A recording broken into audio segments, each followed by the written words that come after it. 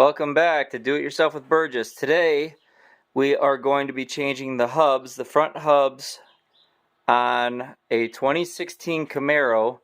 The same hubs will fit from 2016 to 2020 Camaro, and the reason is the bearings are out in them, but the hub comes as an entire piece. It's sealed. You cannot change just the bearings, so we're gonna have to change the whole hub. Couple of the things that you're gonna need is you're gonna need some Loctite, the red. Blue also. The blue is not necessary. If you just have the red, that's fine. We will need a 22 millimeter to take off the tires. We'll need a 30 Torx at one point and 15 to take the hub off. And I don't remember, I think we need a 17 or 18 to take the brakes off. We'll see what it's like when we get there. And one thing that you must have is a high temp grease. This is just a cheaper one, but you need to have, it has to say high temp on the grease. High temp applications.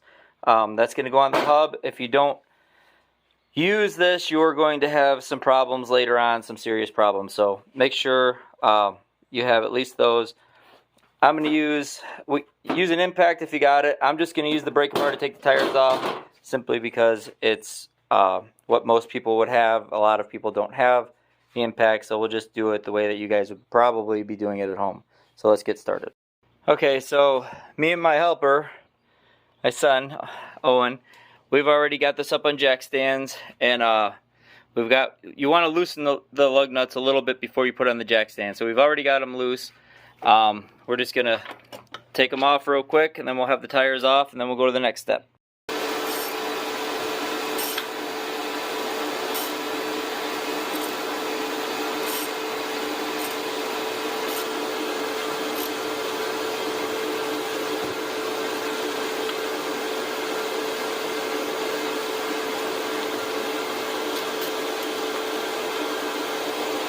One left.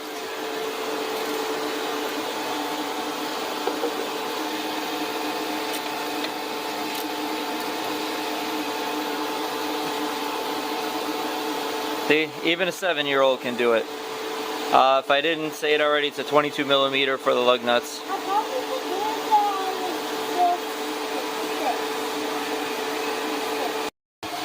Okay, next thing we're going to have to take off is this little screw right here. That's going to be your 30 Torx head. So, well, it was supposed to be 30. Let me go see, I got the wrong size here. Okay, so it was a 30. My 30 just happened to be in the wrong spot.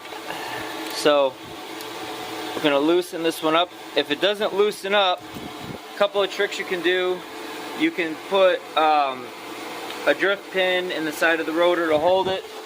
I don't have one handy, but I have a wrench. So what I'm going to do is put this wrench on here to hold it. So, hold this camera, Owen. So, I'm going to use this wrench to hold this in place while I loosen that up. Now it can come out freely. Alright, now that we got that out, we'll set it safely to the side so we don't lose it. And we're going to work on getting the brake caliper off. Okay, next we're going to be taking off the caliper right here. So that's going to have two bolts. We're going to have right here, they're going to be 14 millimeter. We'll have one on the top and one on the bottom. So we'll screw those out, remove the caliper, but you're going to want to use something, baling wire or something to hold it up, so we don't put stress on this hose, because as the car ages, the more stress you put on this hose, the easier it's likely to break. So if you don't have baling wire, you can just use a metal hanger. That's what I'm going to use. I'm just going to cut it and wrap it around to hold it up. Okay, so we have the caliper hanging. It's always a good idea to inspect, make sure all that rubber is intact, that seals everything in. Check your brake pads while you're here. I just did a video a little while back about I did the brakes on this vehicle, this particular vehicle, so I know the brake pads are still good. So next we're going to take off this caliper bracket, and that is going to be 21 millimeter. So there's going to be two of these bolts also. I don't know if you can see it. One's right here, and then one will be on the bottom, and the bracket will come right off. Okay, now we've got our two 21 millimeter bolts out, and this will slide right off with the pads. We do want to inspect the pads too, just to make sure there's no cracks or breaks in the pads. The pads look like they're in really good condition, so we won't have to do anything with those. We'll just set that to the side. Now, now that we've taken out that screw here, the caliper should come right off. If you have any trouble getting the caliper off, you can put bolts through these holes, and the threaded holes, and it can push it off the hub. So, or you can use a rubber mallet and tap it and bring it around. You can also take just a regular hammer and smack around this, and it should loosen it up if it is rusted to the hub. So this will be the hub that we're going to be replacing. It has 3 bolts behind it. We're going to have 15 millimeter bolts. You can see where it threads in here, but they're going to be taken off from the back side. So you're going to have to find them. I don't know if you can see it. I feel one here, one here. I don't know how good a video I'm taking blind, but right here. And then there'll be one on the top somewhere right here. So we'll get those off next, and then this should come right off. Okay, so one thing I didn't mention is these 3 bolts will have Loctite on them, so they may be pretty difficult to get off. Usually you can just kind of hit them like this to loosen them up. If they're really tight, you can get a piece of pipe and put on here, or get a long breaker bar, to like something you would take to take the lug nuts off, some sort of longer one to get them loose. This one seems like they're coming off okay, but just remember they do have Loctite. That's why we need the Loctite to put them back, because we don't want those bolts loosening back up when we put it back together, because that'll cause your hub to become loose again, and then you'll have all sorts of problems. Now, some of these bolts in the back may be difficult to get to, so you may have to turn this hub. I'll probably have to go to the other side to get it to turn, so I'll turn it from the other wheel.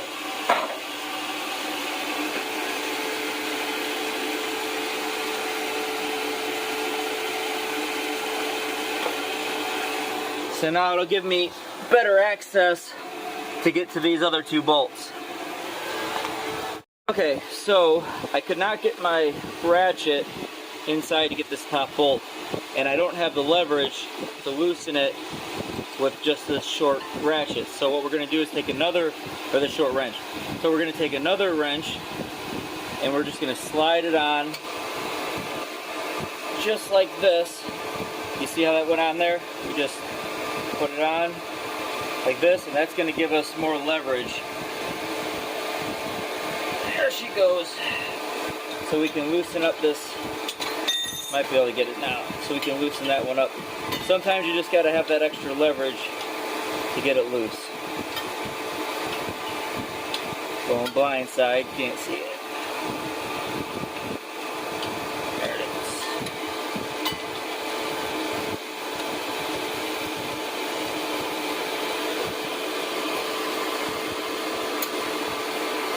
So now that we've got it loose, we can just continue to take it off, and the whole hub will come off. Okay, so we've got the bolts out now. So if it gives you a little trouble coming out, you may have to use a hammer.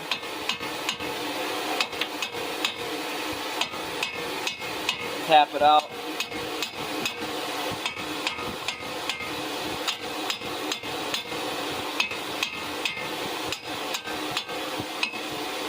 You can see all the gunk and buildup in here. This should be nice clean grease in here, so this buildup and corrosion's telling me that part of that was the problem. So you can see how this hub looks. If you look close, it should say, do not disassemble. Yeah, do not remove, not serviceable. So that means this is a whole throwaway piece. The bearings that are in here that went bad, those bearings are not replaceable, so that's why we're changing the whole hub. So I'm just gonna go ahead, you'll see this plate back here. Don't worry about this plate, that's just a dust cover to help keep dirt and things from coming back there, but we're gonna spray this down with some brake clean all the way around. I prefer brake clean because it evaporates. It's not going to leave any residue or anything inside these parts. You may have to get a little emery cloth or maybe a SOS pad or something to get this cleaned up. But what we want to do is get all this spotless and cleaned up and get ready for grease. I cannot stress enough, this is the most important part of this job. You have to have the grease. I don't care if it's AC Delco, a small tube of it, high temp grease, must be high temp grease. And if you don't do this, you are going to have problems, I promise you, down the road. So you're going to want to put grease all the way around. Doesn't matter if a little bit gets out. You don't want to put to the point where it's getting all over the brakes. But you definitely want to have this greased all the way around inside. And then we're going to add also some grease around this here. It comes in different colors. I mean, there's blue, there's white, whatever. As long as it's high temp, and it has to get put on here. It'll just make things easier down the road. It makes parts last longer, everything. So now that we have that on there, we can slide this in. And I left one of these bolts on here already. And I'll get her slid in tight. And we're going to tighten all these bolts back up.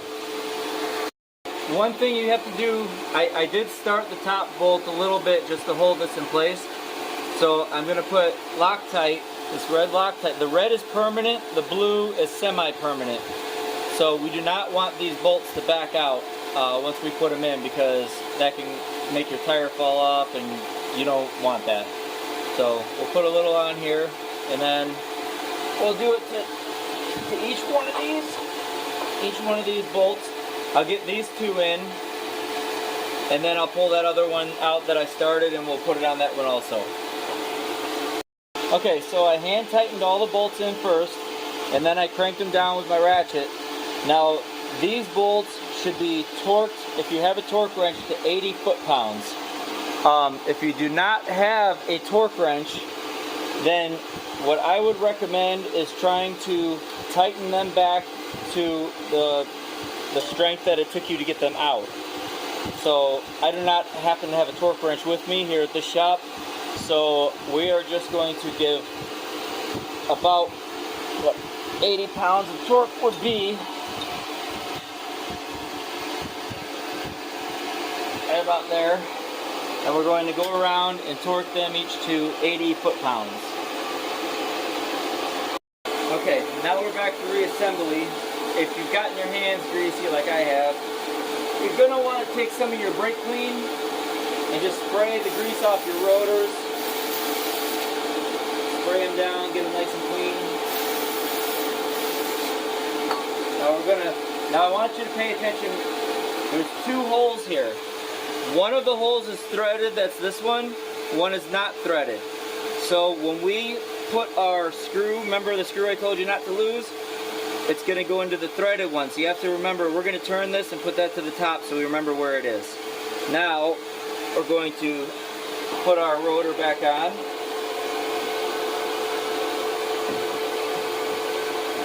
And we remember that we had it on the top. Now this is where your blue Loctite comes in. Where I set it right here. So if you don't have blue Loctite, it's not a big problem. It's just what it calls for. It's a medium strength, so you can put a little bit on that. If you don't have it, you can use the red. If you don't have the red, it's not a huge deal. This isn't going to make or break your tire coming off. It's just a bolt just to help secure it while you're putting everything else together. So that's all it really is. So we'll just reinsert that where it goes. And that'll be our 30 Torx, which is in my tool box up here. Okay, now what I always tell everybody, before you put your caliper bracket back on, that's the first piece that we put back on here, these little guides right here, I always tell people to pull these out and check them for grease. If they're dry, or even if they have a little grease on them, I put these, I re-grease them, because you don't want these locking up where they don't slide. So this is what I use, is the Permatex brake parts lubricant. You can put that, you can use this for almost any part of the brake that you need to grease. Not your rotors or your pads, but just the parts that need to slide and move. So there's one, pull the other one out. You just glob them up. It's not going to hurt to put extra on, just don't get it on your pads. You want to keep it inside this rubber boot. And that's going to help these move in and out freely. Okay, now I'm putting my caliper bracket back into place. I put anti-seize on these bolts that hold the bracket on for next time that we need to take these off. So these two bolts, if you remember, go in the back side. We'll put them right in there. But what I will tell everybody to do not tighten them down. Get them hand tight. If you can get it started here.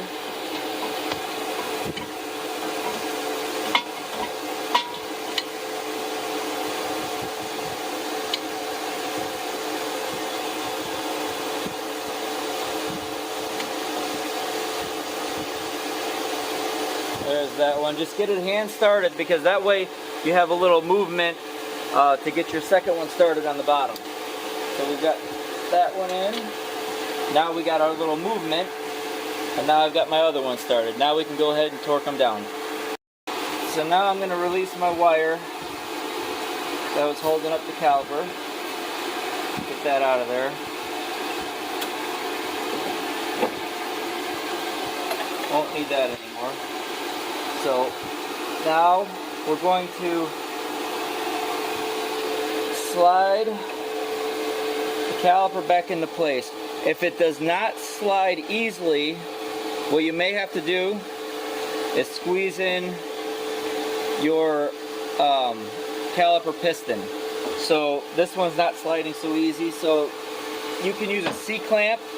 If you're changing your brakes and putting new brakes while you're doing this, you will definitely have to push this in. Some cars C-clamp and tighten it up, or you can just do what I did and press them with the pliers like this.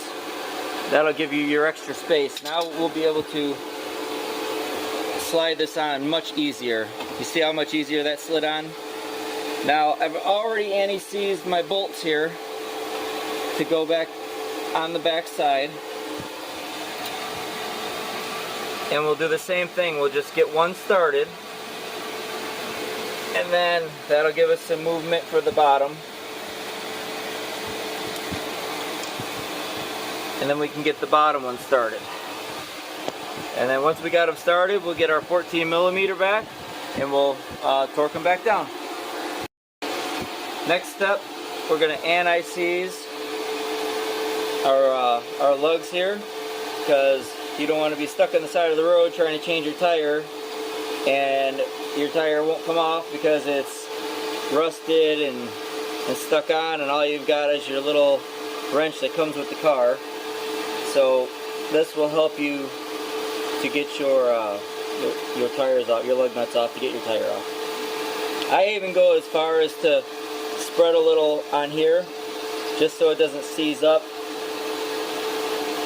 to the rotor, because I've had that happen before. It makes it a little difficult to get the car off. This is my old anti-seize, so it's about time for me to get a new one, but it'll still work just the same.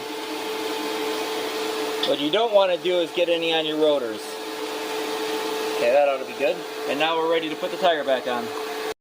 Okay, so now we're all set. For anybody that doesn't know, the way that you tighten down these is in a star pattern. So you're going to want to, I'm just doing them hand tight just to show you, but you would go here, across, across, and you would just go like you're drawing a star on a piece of paper. So once you get them there, snug them down in the same thing, a star pattern, and then go back over and torque them back down, and then you're good to go.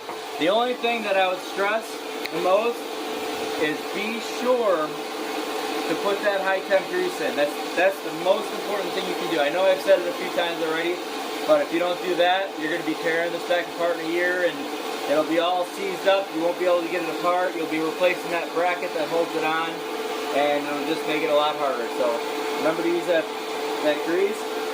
And for me, I wish you would please hit that subscribe button. That would help me out. I still haven't reached my 1,000 subscribers. I'm trying to get to my 1,000 subscribers, so I really need you guys to hit that button. It doesn't cost you a thing, but it helps me out tremendously. And the more subscribers I get, the more videos I can keep putting out. So thank you for watching Do It Yourself with Burgess, and see you next time.